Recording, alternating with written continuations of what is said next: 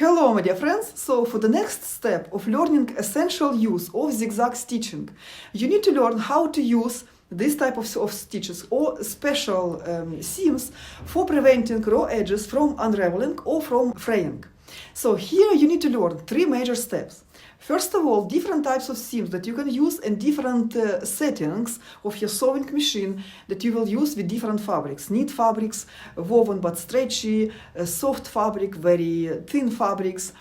The step number two, you need to learn different presser fits that you will also use with different seams and with different types of fabrics. And the number three, you need to learn different sewing techniques and also sewing tips that will work for different types of fabrics to work on edges.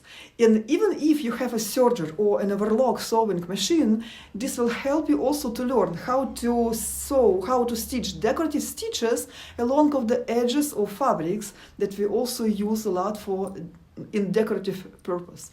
So if you're learning on your own, make sure you make these notes, or better leave me a comment and I will send you a checklist of what you need to learn from the very first step in terms of learning sewing fundamentals. And we are almost done, okay? A few more topics left and we are moving to the next step, so see you there.